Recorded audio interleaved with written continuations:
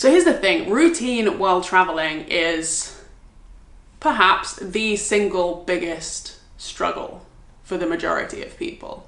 It seems to me that when you first leave, when you first get all of this this lifestyle freedom, it goes one way. A lot of people rebel against any form of routine. They're like, hey, I can do whatever, I can drink a beer at 2 in the afternoon, I can whatever. And then you soon come to realize that not much gets done that way, and actually you're left feeling pretty anxious and overwhelmed.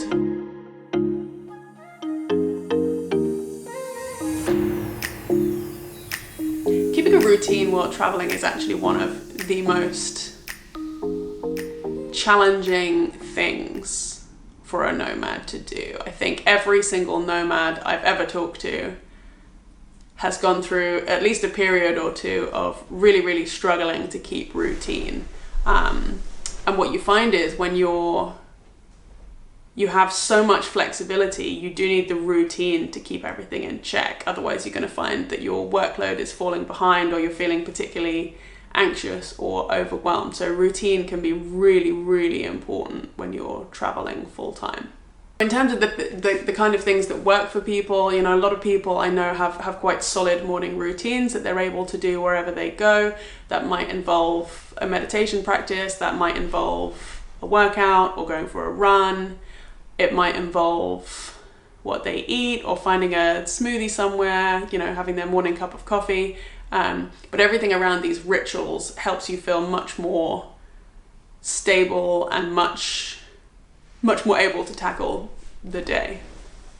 So it does actually present a bit of an ongoing struggle, this whole idea of keeping to routines, but going from place to place, those routines might need to differ. You might be the kind of person who's really able to, for example, stick to a journaling habit every single morning for 20 minutes or whatever. But often you'll find that the things that you're able and want to do and the things that serve you will be different from place to place. So it might be that, for example, often when we're in Bali spending a bunch of time, we'll go to the gym and then come back and swim.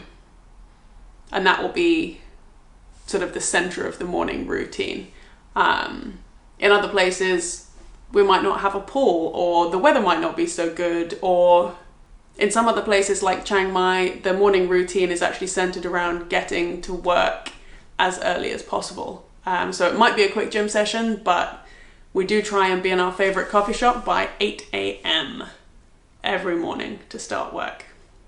For some people as well, time zones play a pretty big part in what they do in terms of their morning routines. For me, not so much. A lot of the work that I do, I work in marketing and I do a lot of work with my team, but a lot of my work is sort of solo creative work. So I just need to get the work done at some point today, and there's not so much in terms of meetings and calls and what have you.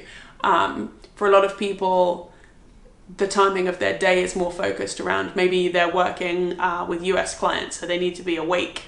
When the US clients are awake, they need to be able to hop on calls or respond to emails or whatever it might be within those hours. So that might change. That's going to be at night. If you're in Southeast Asia, that's going to be nighttime. That's going to be like midnight. You need to be available for calls. It might be European time. That's going to be afternoon, is morning America time. Or if you're in the US or South America, obviously that's going to be like the middle of the day kind of time. So that obviously is a big influence on how your day might be structured if you do have to work in that way and work closely, communicate closely with clients and colleagues. If you like this video, don't forget to subscribe and hit the notification bell to stay in the loop, and drop a comment below. I'd love to hear what you think.